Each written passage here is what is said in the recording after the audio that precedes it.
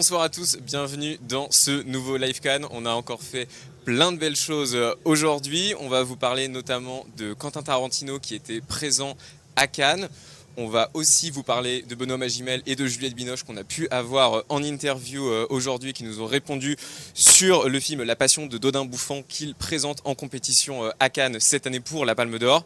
Mais donc on va commencer avec Quentin Tarantino qui était là à Cannes pour non pas présenter un film à lui, mais pour en fait faire une sorte de conférence durant laquelle il a présenté un film qu'il aimait et duquel il avait envie de parler.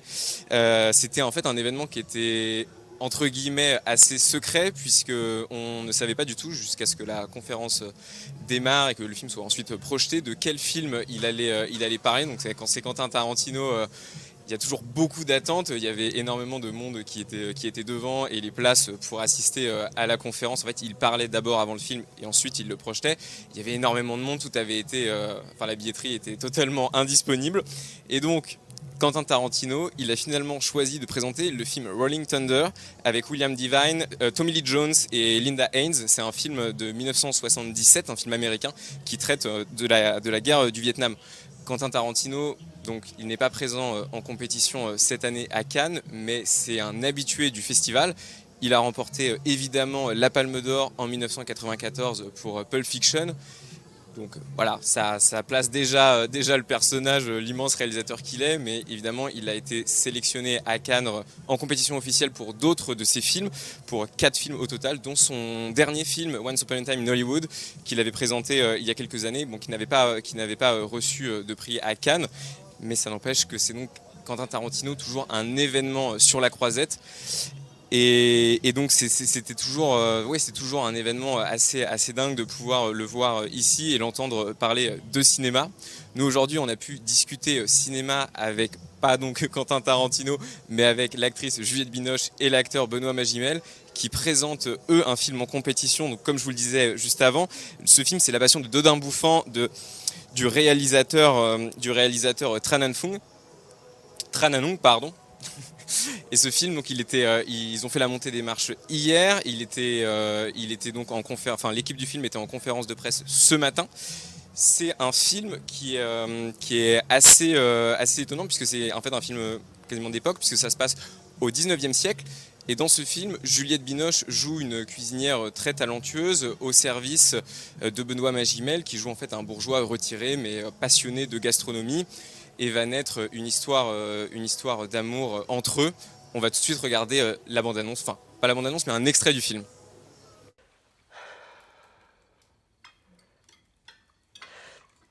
Un poète chinois du XIe siècle a... Il y a plusieurs mots qui ne vont pas. Par exemple, vous n'êtes ni poète, ni chinois. Tu connais cette sauce ?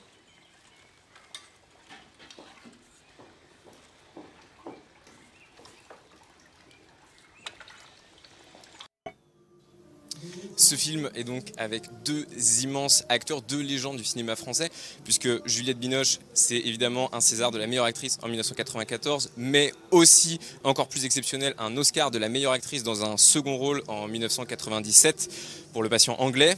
Donc c'est quand même une carrière extrêmement solide. Et Benoît Magimel, c'est aussi un acteur d'exception. Il a gagné pour la 2e année consécutive le César du meilleur acteur cette année pour Pacifiction. Il était l'année dernière, il avait remporté le César cette fois-ci pour La Tête haute. Et c'était donc un moment assez exceptionnel de pouvoir les interviewer, de pouvoir les entendre ensemble, puisqu'ils ont aussi une histoire commune. Ils se sont rencontrés en 1998 sur le tournage d'un film, et de là est née une histoire d'amour entre eux, puisqu'ils ont donc été en couple pendant plusieurs années. Ils ont eu un enfant, et donc c'était assez assez émotionnant pour eux de pouvoir se retrouver dans un film. Ils ont pu nous en parler, on va les écouter. On avait des leçons de cuisine gratos. Les acteurs, ils aiment bien prendre des choses. Donc moi j'ai appris à faire la pâte feuilletée. Et qui est quand même un mystère pour ceux qui ne cuisinent pas. Et puis le carré de veau. Et, Ah oui, moi c'était les quenelles. Moi, j'avais une passion pour les quenelles, mais finalement c'est moi qui les ai faites dans le film. Oui, voilà. J'étais un peu jaloux, mais bon, il a fallu. Non, j'étais très mauvais. J'ai fait une fois, c'était réussi, puis après, Ah oui. si on pratique pas, vous savez. Il adore faire la cuisine, Benoît. Moi j'aime cuisiner. Ah ouais. Ah ouais. Ah ouais. Bah C'est un très bon cuisinier. Voilà, tout est un art, la cuisson est un art, l'alchimie des saveurs et des goûts. Bon, moi j'ai pratiqué beaucoup aussi, où tout avait le même goût, vous voyez. Là, vous avez entendu Juliette Binoche et Benoît Magimel parler de la manière dont ils ont pu apprendre à cuisiner en fait, sur le tournage. Parce que donc, c'est un film dans lequel la nourriture et la cuisine est omniprésente. C'est le sujet principal du film. Donc pour eux, c'était assez incroyable de pouvoir découvrir tout ça. On a vu Benoît Magimel donc, en grand cuisinier. On va maintenant pouvoir les écouter sur la partie rejouer ensemble, qui était donc un événement pour eux. En fait, c'était de se retrouver, en fait, qui était émouvant pour moi. Parce que on a tourné il y a quoi, 20 Non, dis pas. Faut pas parler On est de au-delà du temps. D'ailleurs, moi, je trouve que le film, quelque part, il crée un nouveau temps. On n'est pas dans le temps, on est dans une forme, pas d'éternité, mais enfin, au-delà du temps. Voilà. Et je trouve qu'à un moment donné, c'est un peu ce qui se passe quand on se connaît et on se reconnaît en fait, on se revisite. Parce que c'est vrai qu'on a des vies bien occupées, on ne s'est pas toujours vus très régulièrement, mais le fait d'être obligé d'être l'un en face de l'autre et de parler à travers les mots de quelqu'un finalement, les mots écrits de Hung, ça avait du coup une puissance différente. La montée des marches du film avait donc lieu hier, et il y avait aussi hier la montée des marches du film L'amour et les forêts de Valérie Donzelli avec Virginie Efira. Il y a eu ensuite une soirée sur ce film qui était organisée à la plage Magnum.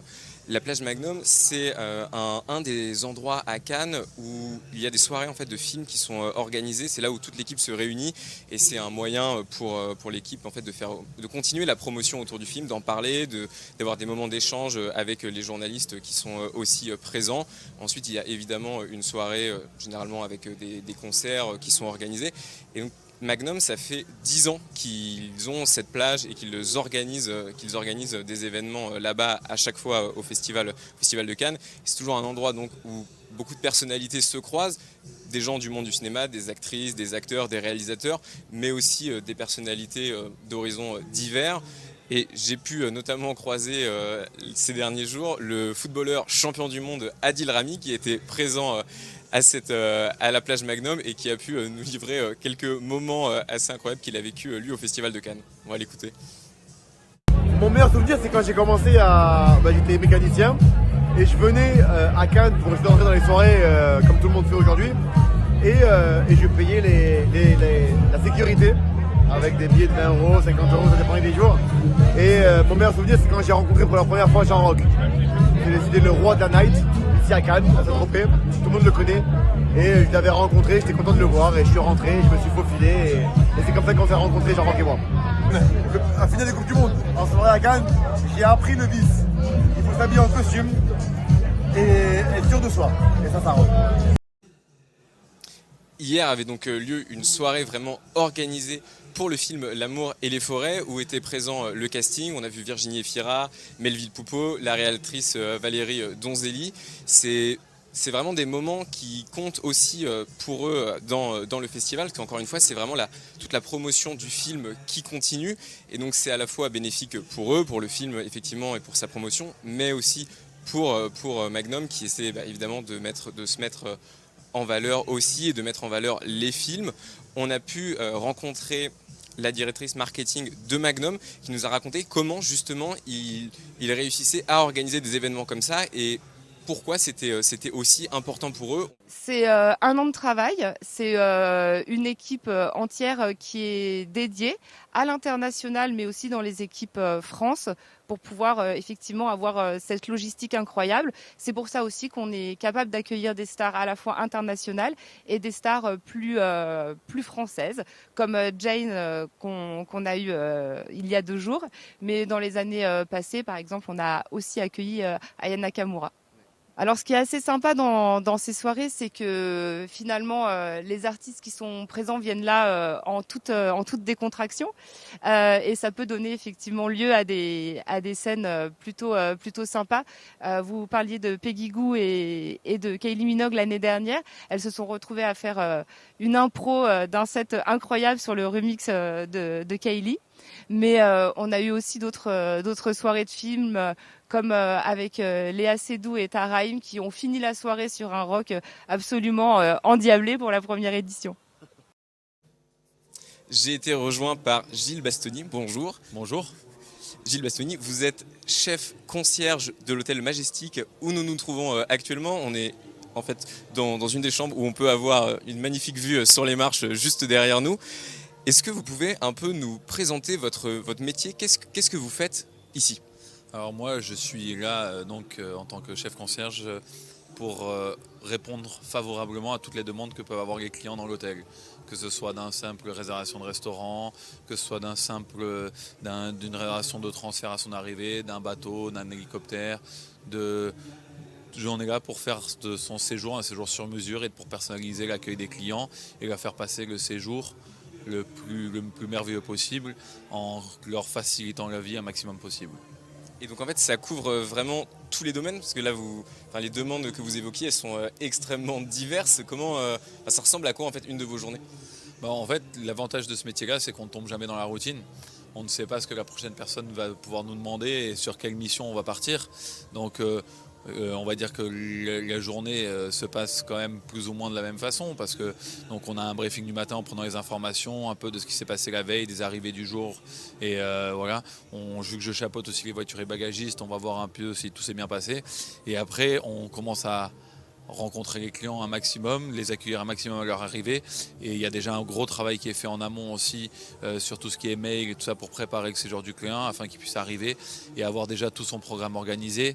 Donc voilà, l'avantage comme je disais dans ce métier c'est que on ne sait pas qu'est-ce qui va se passer, donc c'est de la réactivité, de la rapidité et surtout de la qualité de service parce qu'on ne peut pas répondre non à un client, donc il faut trouver la meilleure solution afin qu'il puisse rendre qu'on puisse rendre ce séjour inoubliable.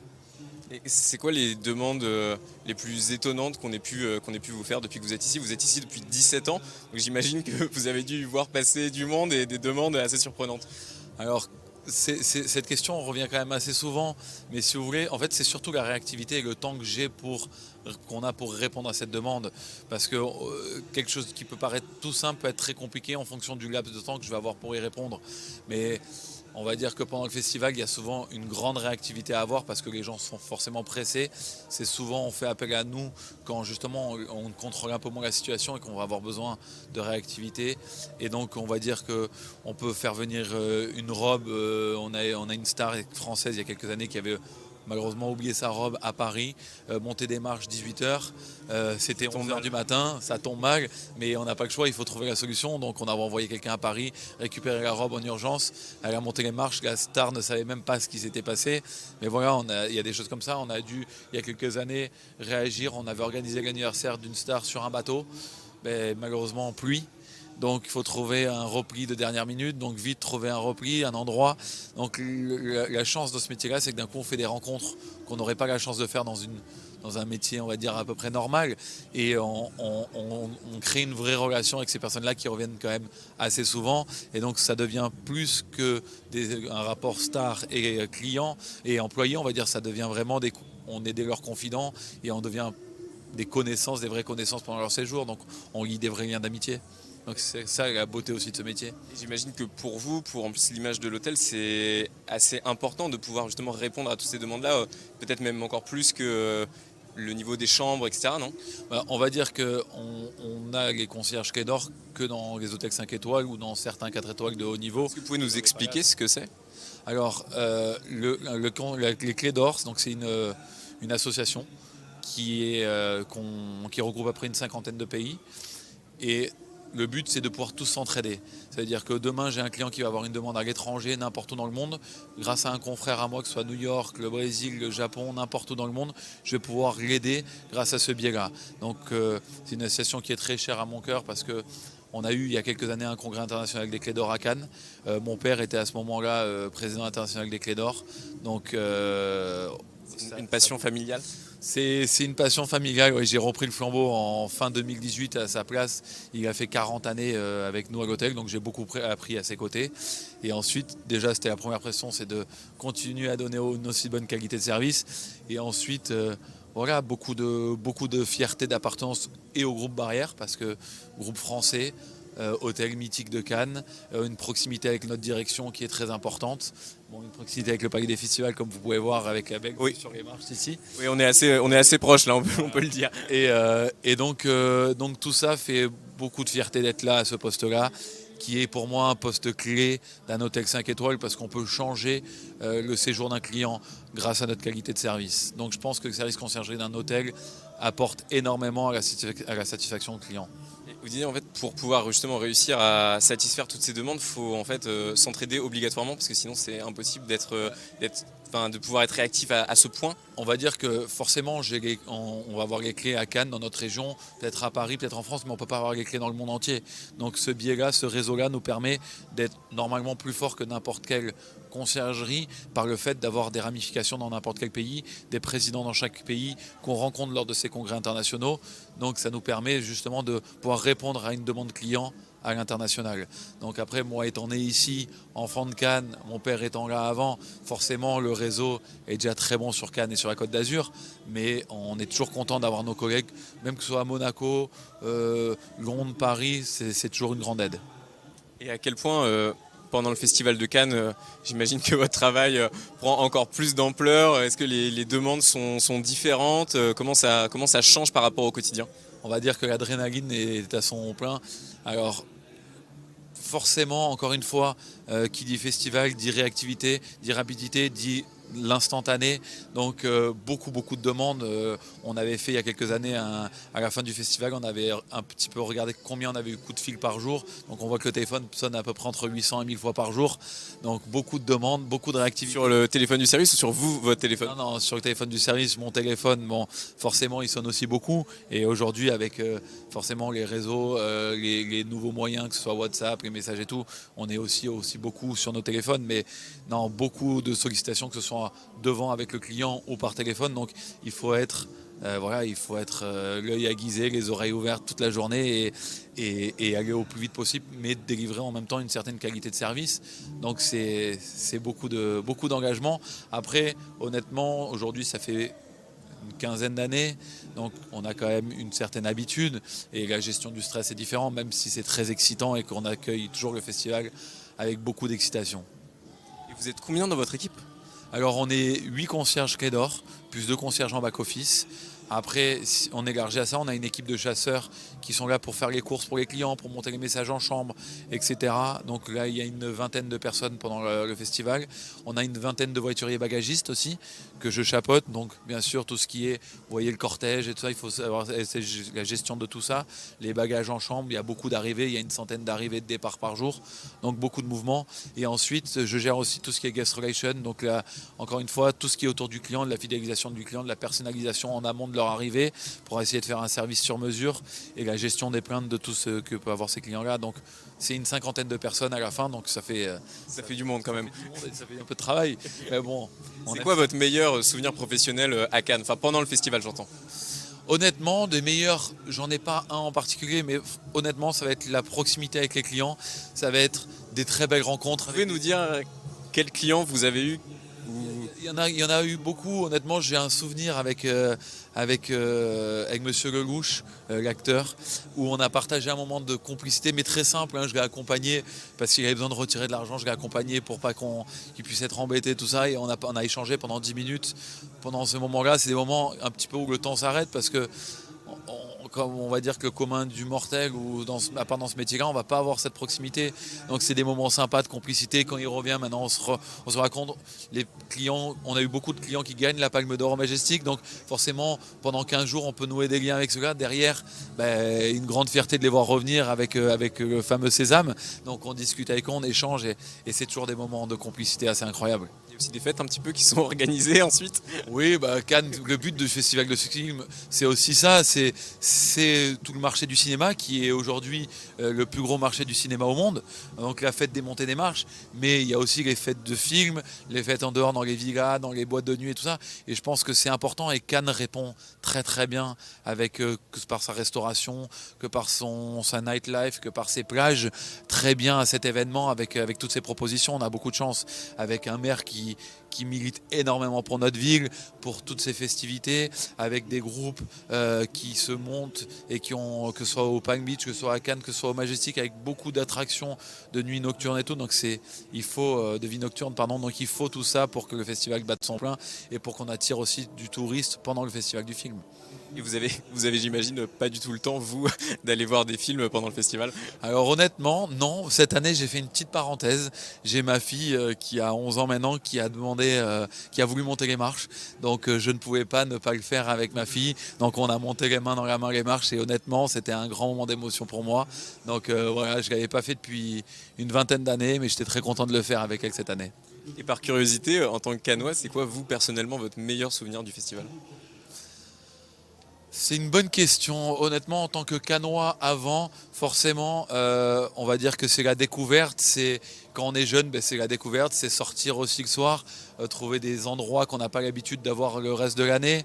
Mais honnêtement, je trouve que chaque année, c'est le plaisir de réaccueillir cet événement qui est quand même incroyable, qui est demandé dans le monde entier, qui fait rêver autant le milliardaire que la personne qui a un peu moins de moyens. Et donc je trouve que de voir le sourire sur tous ces gens-là, c'est quelque chose d'incroyable. Et pour une petite ville de 70 000 habitants, proposer quelque chose aussi incroyable avec la transformation de la ville, l'accueil des hôtels, le palais des festivals, la montée des marches, je trouve qu'on a énormément de chance. Et la vue sur la mer, sur les îles, quand on est dans un lieu paradisiaque. Ouais, on le voit là avec le palais et la mer juste derrière nous. C'est l'image idyllique de Cannes. C'est vraiment incroyable et encore une fois, j'ai beaucoup de fierté d'être né ici, d'appartenir un peu à ce festival par certaines histoires, par certaines choses. Donc non, beaucoup de plaisir d'être là chaque année. Merci beaucoup. Merci beaucoup. Bonne soirée. Merci. Nous, demain, on aura aussi la chance de faire encore des rencontres exceptionnelles puisqu'on va pouvoir aller rencontrer le casting de Gran Turismo avec Orlando Bloom et notamment David Harbour qu'on a vu dans Stranger Things. On va aussi pouvoir aller interviewer le casting des voix françaises du Disney Pixar qui est projeté à la fin du festival Élémentaire qui va donc sortir. C'est Adèle Exarchopoulos, Palme d'Or d'ailleurs pour La vie d'Adèle, et Vincent Lacoste qu'on a pu avoir, qui est passé nous voir dans le live l'autre jour de manière très gentille. On va pouvoir les retrouver en interview pour évoquer avec eux ce nouveau Disney Pixar qui fait partie des films qui sont très attendus, qu'on a envie de voir ici à Cannes, même s'il ne fait pas partie de la sélection officielle. Mais donc ça va être encore de très belles choses pour nous et de très beaux moments à vous partager à Cannes.